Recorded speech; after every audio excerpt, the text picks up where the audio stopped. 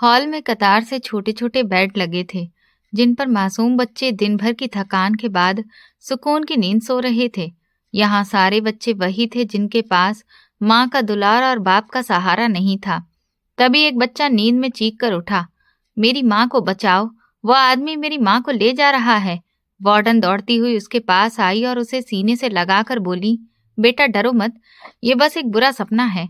लेकिन वो बच्चा जब से इस बाल आश्रम में आया था, हर रात डर कर उठ बैठता था। उसके सपनों में जो दिखता था वो कभी उसका अतीत हुआ करता था। रात की हवा गोदाम की टूटी खिड़कियों से सरसराती हुई अंदर आ रही थी। गोदाम के अंधेरे में एक निर्दयी आदमी खड़ा था, जो सामने खड़ी औरत पर जुल्म करने को तैयार था।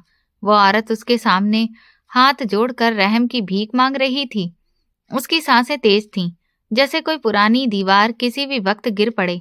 उसके पैर कांप रहे थे और वो बार बार अपने ऊपर की चादर कसकर थामे थी, जैसे वही उसकी आखिरी ढाल हो। गोदाम के एक ड्रम में उसका छोटा बेटा छुपा बैठा था। वो भागकर अपनी माँ के पास जाना चाहता था, लेकिन माँ ने कसम दी थी कि जब तक बाहर हालात ठीक नहीं हो जाते वो बाहर नहीं निकलेगा। बच्चा बस चुपचाप अपनी माँ को देख रहा था। उसकी आंखों के सामने जो हो रहा था वो जिंदगी भर का डर बन गया। हर आवाज में उसे मौत की परछाई दिख रही थी। उसने माँ की बात याद आई कि बेटा बाहर नहीं आना। यही बात उसके कदम रोक रही थी। वह आदमी गुस्से में चिल्लाया, क्यों भागने की सोच ली थी? तुम्हें लगा मेरा पैसा लेकर भागना इतना आसान है? मुझे मेरे पैसे वापस चाहिए। औरत ने सिर झुकाया, मैं अभी नहीं दे सकती। मेरे पति की मौत हो चुकी है, घर में कुछ नहीं बचा, बच्चे भूखे हैं। मुझे थोड़ा वक्त दे दो, मैं किस्तों में सब चुका दूंगी। बस 3 साल की मोहलत दे दो। वह आदमी जोर से हंस पड़ा, कौन चाहता है तुम्हारा वक्त? तुम ही तो काफी हो। आज ही सारा हिसाब बराबर कर दो। उसकी नीयत साफ दिख रही थी। औरत को सब समझ आ गया था। उसने चादर और कस ली और पीछे हटने लगी, पर वो आदमी लगातार उसकी तरफ बढ़ रहा था। उसकी आंखों में वो डर था जो सिर्फ जिस्म नहीं, रूह तक हिला दे। वो दीवार से जा लगी और हाथ जोड़कर बोली, भगवान के लिए मुझ पर रहम करो, मेरी इज्जत बर्बाद ना करो। उसे अपने बेटे के सामने ये सब होते हुए सोचकर ही जमीन में समा जाने का मन हुआ। अचानक उसने मुट्ठी में मिट्टी भर ली और अपनी आंखों में झोंक दी, और शायद उसी पल उसमें हिम्मत आ गई। शायद अपनी इज्जत बचाने का डर हर औरत को शेरनी बना देता है। वो बिना पीछे देखे भागी और गलियों में खो गई। गलियां सुनसान थीं, लोग अपने घरों में बंद थे, चारों तरफ सन्नाटा था। वो भागती रही, लेकिन हर बार पीछे देखती तो उसी दरिंदे का चेहरा नजर आता। वही गंदी नजरें, वही हंसी। उसका छोटा बेटा भी रोता हुआ पीछे दौड़ा अपनी माँ को बचाने के लिए। वह आदमी आखिरकार उसके पास पहुंच गया और उसने उसकी कमर पकड़ ली। उसके हाथों में वही शक्ति थी जो उसकी हर हरकत में झलकती थी। वो ताकतवर था और औरत उसके सामने कमजोर। सफेद रंग, पतले होंठ, कांच जैसी आंखें। इतनी खूबसूरत औरत उसके हाथ लग चुकी थी। औरत चीख पड़ी, नहीं, मैं इज्जतदार घर की औरत हूँ, मुझे छोड़ दो। उसने कांच की बोतल उठा ली, जैसे उसे किसी ने आखिरी हथियार दिया हो, और एक पल में उसने फैसला कर लिया। वो बोली, अगर तुमने एक कदम भी मेरी तरफ बढ़ाया तो मैं ये बोतल खुद पर तोड़ लूंगी, अपनी जान दे दूंगी। लेकिन वो आदमी हंसा, बहुत देखे हैं तेरे जैसी औरतें, नखरे तो आते हैं पर आखिर में सब मेरे ही पास आती हैं। वो आगे बढ़ा। औरत ने झटके से कांच की बोतल अपने पेट में घोंप दी। उसकी आंखों में दर्द की लकीर उभरी, सांसें उखड़ी और फिर थम गईं, मगर उसके चेहरे पर सुकून था, अपनी इज्जत बचाने का सुकून। वह आदमी उसे ठोकर मारते हुए बोला, न पैसे मिले न मजा, आज का दिन तो बर्बाद गया। फिर वो चला गया। किसी की आंखों ने सब देखा, और उसी आंखों में उस आदमी का टैटू बस गया जो एक दिन उसकी पहचान बनेगा। बच्चा फूट फूट कर रो रहा था। उसके दिल में एक आग जल उठी। उसने तय किया कि अपनी माँ की मौत को वो बेकार नहीं जाने देगा। अब वो इतना बड़ा बनेगा कि उस रात का बदला ले सके। बाकी की जिंदगी उसने बाल आश्रम में काटने की ठानी। सड़क पर टूटे शीशे बिखरे थे। कुत्ता जोर जोर से भौंक रहा था। वो दरिंदा जा चुका था। दोपहर ढल चुकी थी।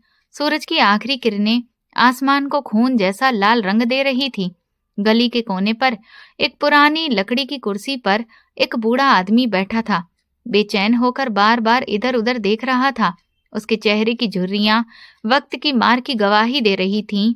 आंखों के नीचे गहरे साए थे, जैसे नींद उससे सालों से नाराज हो। वो बार बार दरवाजे की तरफ देखता, जैसे किसी का इंतजार कर रहा हो। उसकी निगाहें गली के नुक्कड़ से अपनी बेटी अदिति को ढूंढ रही थी। तभी मोहल्ले की एक औरत सब्जियों का थैला लिए गुजरी तो रुक गई और बोली, काका, आप तो अदिति के पीछे बहुत फिक्रमंद रहते हैं। मैंने आज तक किसी बाप को इतना परेशान नहीं देखा। आखिर कब तक उसे ऐसे पहरे में रखेंगे? कल को उसकी शादी भी होगी, तब क्या करेंगे? अदिति के पिता बस हल्की मुस्कान देकर बोले, हाँ, शादी तो होनी ही है, लेकिन दिल कहता है अभी नहीं, अभी वक्त नहीं आया। बेटियां बाप को जान से भी प्यारी होती हैं। वो औरत सिर हिलाती हुई चली गई, पर उसके जाने के बाद वो मुस्कान बूढ़े के चेहरे से गायब हो गई। हवा में जैसे कोई बोझ फैल गया हो। मोहल्ले में सबकी जुबान पर यही बात थी, अदिति के पिता अपनी बेटी को पल भर के लिए भी नजरों से ओझल नहीं होने देते, जैसे अगर वो सामने ना हो तो उनकी सांसें ही रुक जाएंगी। लेकिन किसी ने नहीं देखा था कि उस मोहब्बत के पीछे एक गहरा डर छुपा था, जो शब्दों में नहीं कहा जा सकता था। वो बूढ़ा हर रात उठकर अदिति के कमरे में झांका करता, सिर्फ ये देखने के लिए कि उसकी बेटी ठीक है या नहीं। कुछ ही देर बाद गली के मोड़ पर अदिति दिखाई दी। उसके हाथों में किताबों का बैग था, बालों में 2 चोटियां और चेहरे पर वही प्यारी सी मुस्कुराहट जो उसके पापा की जिंदगी का सबसे बड़ा सुकून थी। जैसे उसकी मुस्कुराहट से शाम के अंधेरे में उजाला फैल जाता हो। इतनी देर लगा दी बेटा, बूढ़े पापा ने कांपती आवाज में कहा, मगर चेहरे पर एक थकी हुई मुस्कुराहट सजा ली। तुम जानती हो ना तुम्हारे पापा का दिल कैसा है। जब तुम नजर नहीं आती तो लगता है जैसे सांस रुकने लगी हो। अदिति हंसी, मगर उसकी हंसी में प्यार के साथ थोड़ा सा शिकवा भी था। पापा, आप इतनी टेंशन क्यों लेते हैं? मेरे साथ मोहल्ले की बाकी लड़कियां भी होती हैं, लेकिन किसी के पापा तो छोड़ो, उनकी माएं तक मोहल्ले में ऐसे चक्कर नहीं लगाती। आपकी इस फालतू टेंशन की वजह से मैंने कॉलेज ट्रिप पर भी नहीं जाने का फैसला किया। अब तो बताइए, आखिर क्या डर है जो आपको चैन से जीने नहीं देता? उसे हमेशा लगता था कि जैसे कोई डर उसके पापा को भीतर से खा रहा है। कई बार उसने कहा कि पापा, डॉक्टर को दिखा लेते हैं, क्योंकि अब वो रात में उठकर रोते रहते हैं तो मुझे डर लगने लगता है, लेकिन हर बार वो टाल जाते। अदिति ने मन ही मन सोच लिया था कि शायद पापा उसे लेकर ज्यादा इमोशनल हो चुके हैं। बूढ़े पापा ने कुछ पल चुप रहकर उसकी तरफ देखा। आंखों में इतनी नरमी थी कि चमक को छुपा नहीं पा रहे थे। उन्होंने ऐनक उतारी, रूमाल से साफ की, जैसे जवाब देने से पहले सोच के धुंध को साफ कर रहे हों। कुछ नहीं बेटी, उनकी आवाज में एक हल्का सा कंपन था। बेटियां बहुत नाजुक होती हैं। अब जमाना बहुत बदल गया है, लोग अब नजरों से भी तकलीफ दे देते हैं। अदिति ने उनके कंधे पर हाथ रखा। पापा, मैं आपकी दुआओं में पली हूँ, आपके भरोसे के साए में रही हूँ। अगर आप ही डरते रहेंगे तो मैं कभी उड़ना नहीं सीख पाऊंगी। पापा ने नजरें झुका ली। तू सच कह रही है, लेकिन तू नहीं जानती, कभी कभी इंसान डर अपने लिए नहीं, अपने बीते वक्त के लिए जीता है। अदिति ने हैरानी से पूछा, बीता वक्त? वो पल भारी हो गया, हवा तक थम सी गई। पिता ने नजरें आसमान की तरफ उठाई, डूबते सूरज की ओर, जहां लालिमा अब अंधेरे में बदल रही थी। कुछ जख्म ऐसे होते हैं बेटी, जो वक्त कभी नहीं भर पाता। मैं दुआ करता हूँ कि वो जख्म तेरी किस्मत तक ना पहुंचे। अदिति ने धीरे से कहा, कौन सा जख्म पापा? आप मुझसे कभी कुछ कहते ही नहीं। अगर कोई बात है तो मुझसे शेयर कीजिए, मैं आपकी बेटी हूँ। वो उसके सवाल पर खामोश हो गए। उनकी सांसें थोड़ी तेज हो गईं, जैसे कोई पुरानी याद दिल के दरवाजे पर दस्तक दे रही हो और वो बंद कर देने की कोशिश कर रहे हो। रात गहराने लगी। अदिति अपने कमरे में जा चुकी थी। गली सुनसान हो गई थी। वही पिता मंदिर के कोने में बैठकर हाथ जोड़कर रोते हुए भगवान से माफी मांग रहे थे। उनकी आंखों से आंसू रुक नहीं रहे थे। हे भगवान, मेरे गुनाहों की सजा मेरी अदिति को मत देना। अगर मैं उन लोगों के पैर पकड़ कर माफी मांग पाता तो मांग लेता, लेकिन अब कुछ नहीं हो सकता। जब इंसान से ताकत छिन जाती है तभी उसे ऊपर वाले की ताकत का एहसास होता है। वही भगवान जिसने उसे शक्ति दी थी, और वही शक्ति उसके लिए एक परीक्षा बन गई थी। वो परीक्षा थी कि वो उस ताकत का कैसे इस्तेमाल करता, और उसने उस ताकत का बहुत गलत इस्तेमाल किया था। ऑफिस की बड़ी खिड़कियों से शाम की सुनहरी धूप अंदर आकर शीशे की टेबल पर बिखर रही थी। महंगी खुशबू, चमकता फर्श और चारों तरफ एक ऐसी चुप्पी जो ये जताती थी कि ये शोहरत और ये दौलत उसने सिर्फ अपने अतीत की गलती को दबाने के लिए कमाई थी। वो कुर्सी पर बैठा सामने रखी एक तस्वीर को देख रहा था। चेहरे पर वही ठहराव, वही ठंडी सी मुस्कुराहट, आंखों में एक ऐसी खामोश चमक थी जिसे देखकर किसी को यकीन नहीं होता कि ये शख्स कभी मुस्कुराया भी होगा। पूरे शहर में अर्जुन रजावत की कामयाबी के किस्से चर्चा में थे। ये वही लड़का था जिसने बहुत कम वक्त में इतना नाम कमा लिया कि कोई सोच भी नहीं सकता था कि ये कभी एक अनाथालय में पलने वाला बेसहारा बच्चा था। अब बिजनेस वर्ल्ड का बेताज बादशाह था, जिसकी एक मुस्कुराहट मार्केट के रुझान बदल देती थी और लड़कियां उसके साथ जिंदगी बिताने के ख्वाब देखती थीं। उसने इंटरकॉम पर बटन दबाया। संजय, जरा आओ। जी सर, संजय ने दरवाजे से अंदर आते हुए कहा।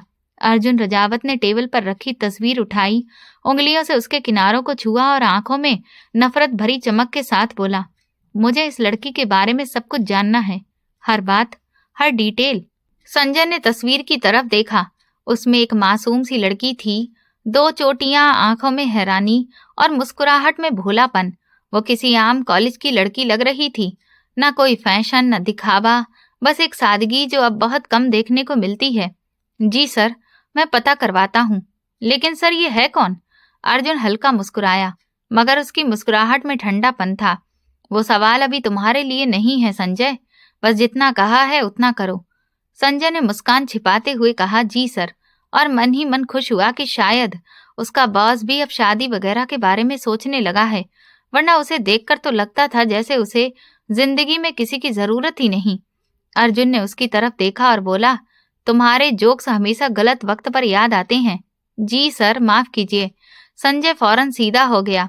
उसे 10 साल हो चुके थे अर्जुन रजावत के साथ काम करते हुए, और ये पहली बार था जब उसके बॉस ने किसी लड़की की तस्वीर को इतनी तवज्जो से देखा था। अर्जुन की उंगलियां अब भी उस तस्वीर के किनारों पर टिकी थीं। उसने धीमे स्वर में कहा, इसके बारे में सब कुछ जल्द से जल्द पता करो, मैं इंतजार नहीं करना चाहता। जी सर, संजय ने सिर झुकाकर कहा, लेकिन जाते जाते तस्वीर को दोबारा देखने से खुद को रोक नहीं पाया। कमाल है सर, बिल्कुल सादा सी है, लगता है किसी मिडिल क्लास फैमिली से है। अर्जुन चुप रहा, खिड़की के बाहर देखता रहा, जहां शाम की रोशनी धीरे धीरे अंधेरे में गुम हो रही थी। कमरे की खामोशी में घड़ी की टिक टिक साफ सुनाई दे रही थी। वो अपनी कुर्सी पर सीधा बैठा हुआ था, तस्वीर मेज की दराज में रख दी थी, फिर वही निष्ठुर अंदाज चेहरे पर सजा लिया, पर आंखों में वही अधूरी चमक बाकी थी। संजय बाहर जा चुका था। दरवाजा बंद हुआ। माँ, तुम्हारा बदला लेने का टाइम आ गया है। उस आदमी को वैसे ही तड़पाऊंगा जैसे उसने हमें तड़पाया था। संजय ने अपनी सोर्स लगा के 1 दिन के भीतर सारी मालूमात इकट्ठी कर ली थी। अब जाकर सर को दे आता हूँ। उसे पूरा यकीन था कि उसका बॉस इस तस्वीर के बारे में जानने के लिए बेताब होगा। संजय तेज कदमों से अंदर आया तो सामने खड़ा शख्स अभी बॉक्सिंग के बाद पसीने से तर जा रहा था। अर्जुन रजावत ने धीरे धीरे सर उठाकर उसे देखा। शर्ट उसके चौतरफा कंधों पर लगी थी, पर अभी पूरी तरह पहनने की जहमत नहीं की थी। उसकी शेप देखकर इंसान पिघल जाए। क्या तुम्हें यह भी याद नहीं कि दरवाजा खटखटा के अंदर आना होता है? उसके लहजे में वही गहरी संजीदा ठंडक थी जो हर किसी को कुछ पलों के लिए जड़ कर देती थी। संजय इस बार हिचका नहीं, दांत निकाल के मुस्कुरा पड़ा। सर, खबर ऐसी लाया हूं कि सुनोगे तो खुश हो जाओगे। वो धीरे धीरे तौलिया कंधे पर रखकर कुर्सी पर बैठा और आंखें उठाकर बोला, सुनाओ, क्या खबर है? सर, मैंने उस लड़की का पता लगा लिया है। उसके चेहरे पर चमक थी, जैसे किसी बड़ी कामयाबी में हासिल हुआ हो। सामने वाला शख्स वो नहीं जानता था जो कुछ ही मिनटों में किसी की खुशी पर पानी फेर सकता था। तो उसको उठा लो। संजय की मुस्कान थम गई। शायद उसका बॉस सीधे तरीके से काम करना नहीं जानता था, लेकिन मोहब्बत में इज्जत सबसे ऊपर होती है। क्या क्या क्या मतलब? अर्जुन रजावत की निगाहें अब उस पर तनी थीं, ठंडी और अजीब तरह की ठहराव वाली। मैंने कहा उठवा लो, गोदाम में बंद कर दो, मैं खुद देख लूंगा। लेकिन सर, आप तो उसे पसंद करते थे। हम ठीक तरीके से रिश्ते की बात भी तो कर सकते हैं ना? संजय की आवाज में थोड़ा डर और भीख दोनों झलक रहे थे। अर्जुन ने आहिस्ता धीरे से मुस्कुराकर कहा, किसने कहा कि मैं उसे पसंद करता हूँ? मैं उससे काफी नफरत करता हूँ। कमरे में कुछ पल की खामोशी छा गई। वो चेहरा इतना मासूम था कि किसी को भी मोहब्बत हो सकती थी, तो फिर उसके बॉस को उससे इतनी नफरत क्यों थी? संजय के दिल में कुछ खामोश हो गया। पर सर, किसी की बेटी को उठा लेना ठीक नहीं है। अर्जुन ने कुर्सी से उठकर उसके करीब कदम बढ़ाए। निगाहें उसकी शक्ल पर जाकर टिक गईं। नौकर हो तो नौकर बनकर रहो। मैंने तुमसे पूछा कब किसकी बेटी को उठाना ठीक है या नहीं? संजय की जबान थम गई, आंखें झुकी। दोनों का पालन पोषण आश्रम में हुआ था और अर्जुन उसे अपना भाई जैसा ही समझता था, पर कहीं न कहीं फासला दरक ही गया था। माफ कर दो सर, मैं आपका 1000 बार नौकर बनने को तैयार हूँ और आपके लिए कोई भी ये काम कर देगा, पर मेरा जज्बा इसमें मेरा साथ नहीं देगा। अर्जुन ने ठंडी आवाज में कहा, तो जाओ, मुझे अपनी शक्ल मत दिखाओ, दफा हो जाओ। संजय चुपचाप सर झुकाकर बाहर निकल गया, क्योंकि जो पागलपन का काम उसका बॉस कह रहा था वो किसी भी हालत में नहीं करेगा। दरवाजा बंद हुआ और कमरे में सिर्फ अर्जुन की ठंडी मुस्कान रह गई। 3 दिन गुजर गए। वो लड़की जो एक सादी कॉलेज स्टूडेंट थी, अब गोदाम की अंधेरी दीवारों में कैद थी। चेहरा पूरी तरह से फीका पड़ा, आंखें सूजी हुई, होठों पर खामोशी सवार। खाने की प्लेट एक कोने में धूल सी पड़ी थी। उसका बाप तो डर से ही मर जाएगा, और वो अब तक एक निवाला तक हलक से नीचे नहीं उतार सकी थी। बार बार हाथ जोड़कर कहती रहती थी, मेरे पापा ये गम सह नहीं पाएंगे, मुझे भगवान के लिए छोड़ दो। उसकी ये दुआ किसे सुकून दे रही थी वो नहीं जानती थी। बाहर खड़ा खास आदमी रिपोर्ट लेकर आया, साहब 3 दिन हो गए, वो लड़की गोदाम में बंद है। सुन रहा हूँ उसका बाप थाने जा रहा है। अर्जुन बॉक्सिंग कर रहा था, मगर ये सुनते ही उसकी मुट्ठियां थम सी गईं। वो एक पल के लिए दंग सा खड़ा रहा, फिर लबों पर वही सर्द मुस्कान आ गई, वही जो खतरनाक होने से पहले हसीन लगती थी। अगले ही लम्हे वो धीरे धीरे पीछे के हिस्से की ओर बढ़ा। चाहा तो उसे अब तक मार दिया जाता, पर दुश्मन की मौत इतनी साफ साफ आसान नहीं होनी चाहिए।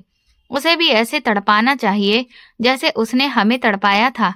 गोदाम का दरवाजा करच करचाकर खुला। अंदर स्याहपन, सपाट फर्श और एक छोटी कुर्सी पर जंजीरें पड़ी थीं। पानी ले आओ। उसके इशारे पर नौकर ने तुरंत ठंडी बाल्टी पानी से भर दी। वो लड़की औंधे मुंह फर्श पर बेसुध पड़ी थी। पानी के छींटे पड़ते ही वो चौंक कर उठ बैठी, बाल चेहरे पर बिखरे हुए, सांसें बेतरतीब। अर्जुन की नजरें उसके चेहरे पर टिक गईं। एक लम्हा उसकी सांसें टूट सी गईं। कुछ तो था उसके चेहरे में, मासूमियत और दर्द का ऐसा मिला जुला असर जो अर्जुन बरसों से ढूंढ रहा था। हवा में खामोशी का साया छा गया। उसकी आंखों में अजीब चमक उभर आई, ऐसी चमक जो फैसला करने से पहले दिल को बेकाबू कर देती है। अर्जुन ने धीमे से कहा, तो ये वही लड़की है? लड़की बोली, मेरा बाप मेरा इंतजार कर रहा है। वो बूढ़ा आदमी इतनी आसानी से दूर भागकर मेरे पीछे नहीं आएगा।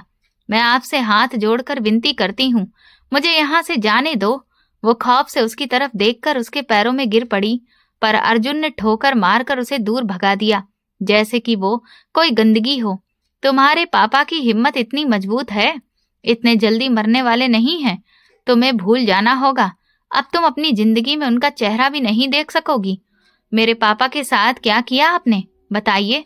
उसके पापा का जिक्र सुनते ही लड़की गुस्से से उठ खड़ी हुई, पर अर्जुन ने उसे ठोकर मारकर फिर से जमीन पर पटक दिया। इसे रस्सियों से बांध दो और हर 2 घंटे में इसके ऊपर पानी डालते रहना, उसने आदेश दिया। रात का सन्नाटा गली गली फैला हुआ था। दिल धड़क रहा था। बरसों का डर हकीकत बन चुका था। बूढ़े के दिल की धड़कन किसी ढोल की तरह तेज थी। उसके कदम बेचैन थे, हाथ कांप रहे थे। उसकी आंखों में ऐसी शिकस्त थी कि सालों का बोझ महसूस होने लगा। वो दर दर जाकर पूछता, बेटी आई क्या? और जब उसे सही जवाब ना मिलता तो उसका दर्द बढ़ जाता। बाकी सारी लड़कियां घर वापस आ चुकी थीं, पर अदिति का कोई अता पता नहीं था। उन्होंने पहले ही अदिति के बारे में बुरा सपना देखा था। उसमें एक औरत उनकी बेटी का गला दबाती दिखी थी। बूढ़ा आदमी मोहल्ले के हर दरवाजे पर गया। एक औरत ने दरवाजा खोला तो उसने घबराकर पूछा, बहन जी, आपकी बेटी अभी तक घर आई क्या? औरत ने नरम बोलकर कहा, जी भाई साहब, वो तो आ चुकी थी, छुट्टी हुई थी उसी टाइम। क्यों, क्या हुआ? अदिति अभी तक घर नहीं आई। वो सुनकर एक पल के लिए बेहोश सा हिल गया और रोते हुए ना में सिर हिलाने लगा। कॉलेज की ओर गया, वहां भी कोई खबर नहीं मिली। चौकीदार ने बताया कि लड़कियां ग्रुप में निकली थीं, पर अदिति नहीं। हर फोन बेअसर था, हर रास्ता बंद सा लग रहा था। वो सड़क पर बैठकर रो पड़ा, हे भगवान, मेरी सारी गलतियों की सजा मेरी बेटी को मत देना। 2 दिन बीत गए और अब उसका सब्र खत्म होने लगा। वो थाने के दरवाजे तक पहुंच गया, वही जगह जहां इंसान अपनी उम्मीदें और शिकायतें दोनों छोड़कर आता है। थाने में बैठा पुलिस वाला उसे कुर्सी पर बैठने का इशारा कर गया। कुछ देर के इंतजार के बाद जब उसकी बारी आई तो हवलदार बोला, क्या शिकायत है, बोलो। मेरी बेटी को उठा लिया गया है। 2 दिन पहले वो कॉलेज गई थी, उसके साथ की सारी सहेलियां घर आ गईं, लेकिन वो अब तक नहीं लौटी। किसी ने मेरी बेटी को अगवा किया है। बाबा जी, ये तो साफ लड़का लड़की के पसंद का मामला लग रहा है। इस उम्र में लड़कियां बहक जाती हैं। घर की इज्जत का मामला है। जो भी लड़का है बैठकर बात कर लो। अगर लड़की ने खुद ही किसी को पसंद किया है तो शादी कर दो। लड़की ने खुद ही किसी के साथ जाने का फैसला किया होगा। बूढ़ा ये सुनकर कानों पर हाथ रखकर खड़ा रह गया। उसके अंदर का गुस्सा और बेबसी एक साथ उबलने लगी। मेरी बेटी को अगवा किया गया है। उसने अकेले घर से कभी बाहर कदम भी नहीं रखा। तो मुझे मेरी बेटी के किरदार की गवाही दोगे? मुझे खुद मालूम है मेरी बेटी सीधी और ईमानदार है, उसने चिल्लाते हुए कहा। हवलदार ने धीरे से कहा, बात तो सख्त है बाबा जी, मगर आप लोग अक्सर ऐसे केस लेकर आते हैं। हमें सबूत चाहिए या फिर रिपोर्ट लिखवाओ तो देखते हैं। ये बातें जैसे किसी तेज छुरी की तरह उसके दिल में उतर गईं। उसकी जुबान से सिर्फ इतना निकला, मैंने कसम खा ली थी, बेटी के पैदा होने के बाद मैंने वो पुरानी जिंदगी छोड़ दी थी। तुम लोग हमारी हालत पर तरस खाओ। हवलदार थोड़ा सीधा हुआ, मगर उसके लहजे में सख्ती बनी रही। ठीक है, रिपोर्ट लिख देंगे। जब लड़की मिलेगी तब देखेंगे आगे क्या करना है। बूढ़े के कदम अभी वापस मुड़े भी नहीं थे कि उसके कानों में वही ताने सुनाई देने लगे, ऐसी आवाजें जो उम्मीद को तोड़ देती हैं। भगवान, उसकी इज्जत की रक्षा करना। मोहल्ले की औरतें बार बार आकर पूछती थीं कि भाई साहब, बेटी का क्या हुआ? वैसे अदिति ऐसी लगती तो नहीं थी, लेकिन अब परेशानी जायज थी। उन्होंने अपने घर को ताला लगा दिया था। किसी के सवाल का जवाब देने की हिम्मत नहीं थी। आंखों के सामने बार बार वो चेहरे आते थे जिनके साथ वो कभी गलत कर चुका था। गोदाम के अंदर दाखिल हुआ तो बाकी नौकर बाहर निकल गए। वो रस्सियों में बंधी बैठी थी। आज वो सब खत्म करने आया था। उस आदमी को इतना नीचे गिरा देना चाहता था कि वो जिंदगी भर उठ न सके। वो अदिति पर हाथ उठाना चाहता था, मगर जब उसने उसे रोते देखा तो उसकी आंखों में अचानक अतीत के साए लौट आए। उस छोटे से चेहरे में उसे अपनी माँ की तस्वीर नजर आ गई। अदिति डर से पीछे होने लगी, लेकिन एक पल में शायद उस आदमी को उस पर रहम आ गया। वो खुद ही उसके ऊपर से हटकर खड़ा हो गया। अदिति की रूह कांप रही थी। इज्जत छिन जाने का डर था। उसी पल वो कुछ भी कर देने से रुक गया, मगर नफरत फिर लौट आई। उसने उसके बाल पकड़कर झटका और बोला, मैं तुम्हारे बाप की तरह घटिया नहीं हूँ। अगर मेरी बात नहीं मानी तो मिटा दूंगा तुम्हें। अदिति ने कांपते हाथों से आंखें बंद की। दुआ उसके होंठों तक पहुंचने से पहले ही रुक गई। वो बोली, मेरे पापा बहुत अच्छे इंसान हैं, आप गलत समझ रहे हैं। आपको किसी और के बारे में गलत फहमी हुई है। उस नीच आदमी की हिमायत का एक शब्द भी नहीं सुनूंगा, उसने बीच में काट कर कहा। कागज पर साइन करो। अदिति ने कांपते हाथों से कलम उठाई। उसके हाथ कांप रहे थे, लेकिन सामने बैठे लोगों की निगाहों से डर लग रहा था। उसने आंखें बंद करके साइन कर दिया। कागज पर वो स्याही में लिखी लकीर किसी उम्मीद की अर्थी थी। वह आदमी कुछ पल के लिए खामोश हुआ, फिर उसके चेहरे पर एक मुस्कुराहट आई जिसमें नफरत और बदले की खुशी दोनों थी। उसने धीरे से कहा, अगर तुमने बाहर किसी से मिलने की कोशिश की तो अंजाम ऐसा होगा कि देखकर पत्थर दिल आदमी भी कांप उठेगा। मेरा बाप तुमसे कई गुना बेहतर है। तुम जैसे लोग तो औरतों को अगवा करके उन पर जुल्म करते हो। उसकी बात सुनकर वो ऐसे हंसा जैसे कोई मजाक हो रहा हो। लगता है बूढ़े ने तुम्हें अपनी पुरानी बातें नहीं बताई, लेकिन ठहरो, तुम्हारा ये घमंड मैं तोड़ दूंगा। तुम्हारे बाप जैसा शरीफ आदमी अगर मैं होता तो अब तक तो तुम मेरी आंखों में आंखें डालकर खड़ी नहीं होती। ये हिम्मत जो तुम्हारे अंदर है, इसे भी छीन लूंगा मैं। मुझे मजबूर मत करो। रात ने अपना अंधेरा फैला दिया। बाहर बूंद बूंद बारिश हो रही थी। हर कतरा गोदाम की ठंडी मिट्टी पर गिरकर झुंझुना रहा था। वो उसे बाजू से पकड़कर गोदाम से बाहर खींचता हुआ ले गया।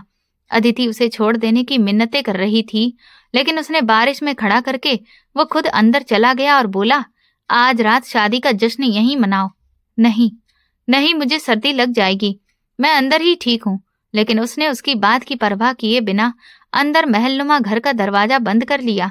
अदिति बारिश में भीगती रही। कुछ देर बाद उसके होश चले गए।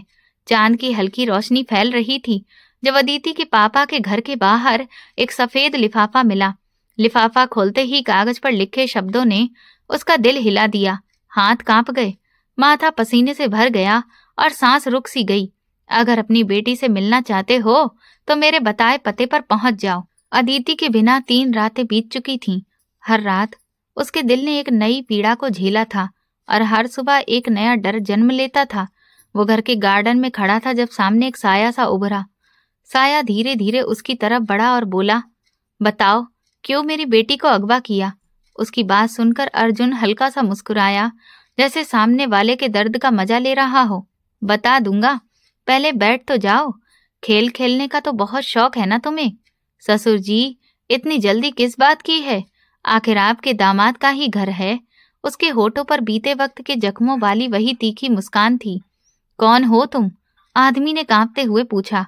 मैंने बहुत पाप किए हैं, लेकिन अब सब छोड़ दिए हैं। माफ कर दो, मेरी बेटी का इसमें कोई दोष नहीं है।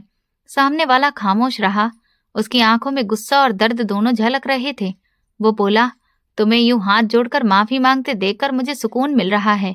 मेरी माँ का भी कोई दोष नहीं था, पर तुमने उसके साथ जो किया वो किसी सजा से कम नहीं था। वो तुमसे रहम की भीख मांगती रही, लेकिन तुम तो जैसे खुदा बनकर बैठे थे। चाहता तो तुम्हारी बेटी को भी उसी हाल में छोड़ देता, लेकिन नहीं। मैं चाहता हूँ कि तुम हर पल जलो, हर सांस में वही तड़प महसूस करो जो मेरी माँ ने झेली थी। वैसे तुम्हारी बेटी बहुत खूबसूरत है, और तुम्हें तो अच्छे से पता होगा कि खूबसूरती देखकर मर्द का दिल कैसे पिघल जाता है।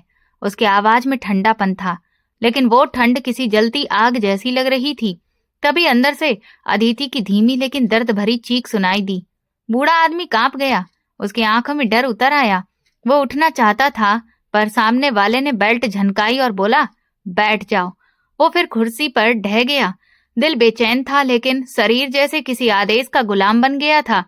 सामने वाले ने ठंडे लहजे में कहा, तुम्हारी बेटी अब तकलीफ में है, उसके दर्द को झेलो, और जब मुझे फिर तुम्हारी जरूरत होगी तो तुम्हें खुद बुलाऊंगा। जिस दिन तुम्हारी बेटी सिसकते दम तोड़ देगी, उसी दिन तुम्हारे कर्मों का हिसाब पूरा होगा, और उसे अंतिम विदाई देने भी तुम ही आओगे। बूढ़ा आदमी जमीन पर गिर पड़ा, हाथ जोड़ लिए, आंखों में आंसू भर आए। बोला, मुझे माफ कर दो, मैंने पाप के रास्ते से तौबा कर ली है। मगर जवाब मिला, मेरी माँ ने भी कुछ गलत नहीं किया था, पर तुमने उसे नहीं छोड़ा। बुराई का बदला बुराई से ही होगा।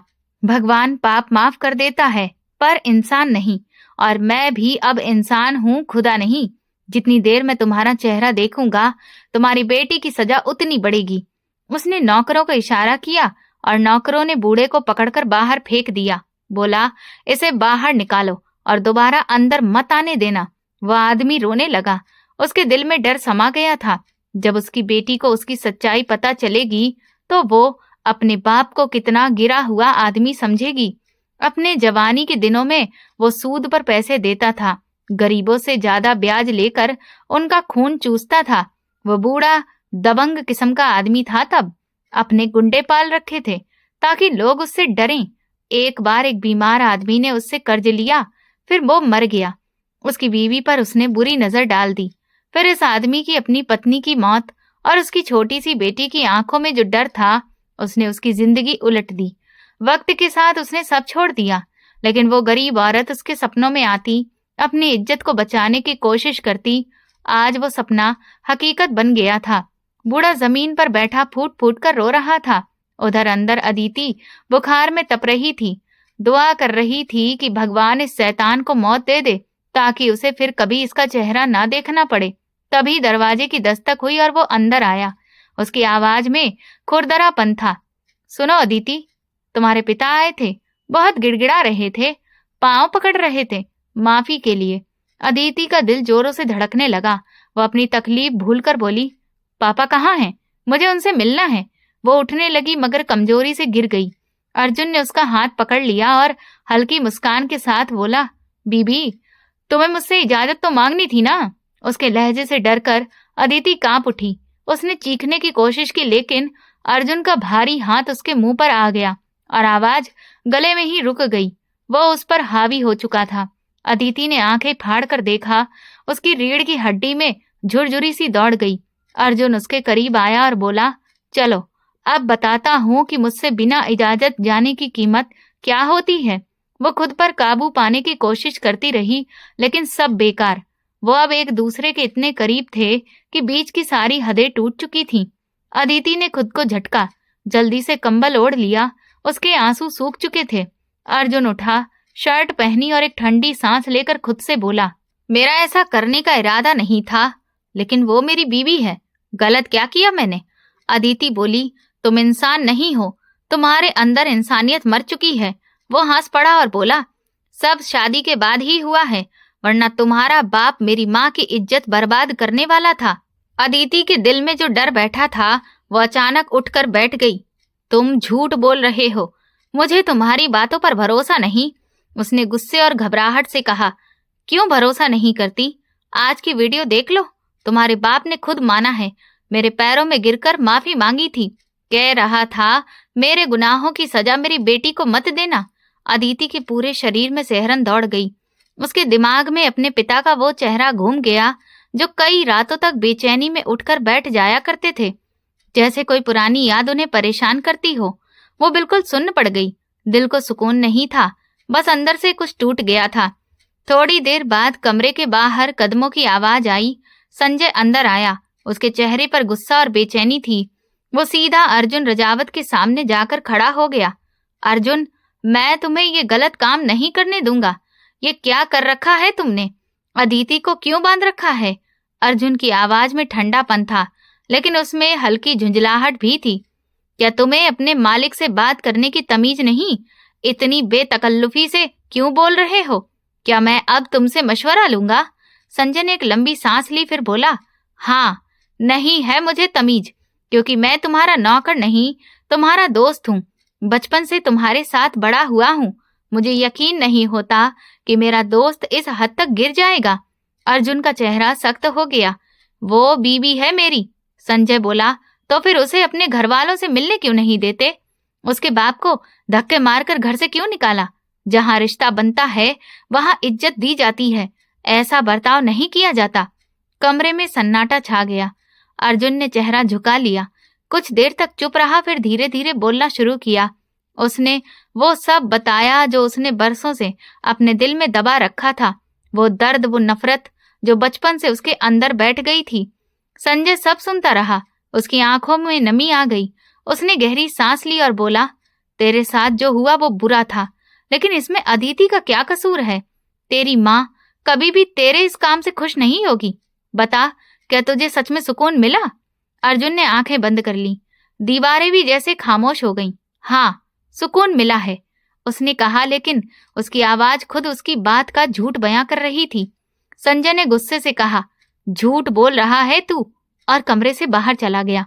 अगली सुबह अदिति का पिता उस बड़े घर के बाहर खड़ा था। गार्ड उसे धक्का देकर निकालने वाले थे कि संजय ने इशारा किया और उसे अंदर बुला लिया। वो थका हारा, टूटा हुआ आदमी था। मुझे मेरी बेटी से मिलवा दो, मैं तुम्हारा एहसान नहीं भूलूंगा, उसने कांपती आवाज में कहा। नौकरानी को भेजा गया, अदिति को बुलाओ। थोड़ी देर बाद अदिति आई। उसके चेहरे पर 3 दिन की थकान, कैद की सर्दी और बेबसी साफ झलक रही थी। आंखों में धुंध थी, चेहरा पीला, मगर आंखों में एक अजीब सा हौसला था, जैसे अब डर नहीं बचा हो। वो धीरे धीरे अपने बाप के सामने आई। उसके बाप ने उसके हाथ थाम लिए। बेटी, क्या उसने तुझ पर जुल्म किया? उन्होंने टूटी आवाज में पूछा। अदिति ने झटके से कहा, पहले आप बताइए, आपने वो सब किया था ना जो उसने कहा? बूढ़ा आदमी सिर झुकाकर खड़ा रह गया। उसके चेहरे पर जवाब की कोई जगह नहीं बची थी। अदिति कुछ कदम आगे बढ़ी। उसकी आंखों में गुस्सा और दर्द दोनों थे। मुझे आपके हिस्से की सजा भुगतने दीजिए, शायद इससे आपके गुनाह कम हो जाएं। मैं सोच भी नहीं सकती कि मेरा बाप ऐसा निकलेगा। उसकी बातों ने उसके बाप की आत्मा तक को झकझोर दिया। वो रोने लगा। उसे वो वक्त याद आने लगा जब एक औरत अपनी इज्जत बचाने के लिए वहां से भागी थी। वो अब अकेला था।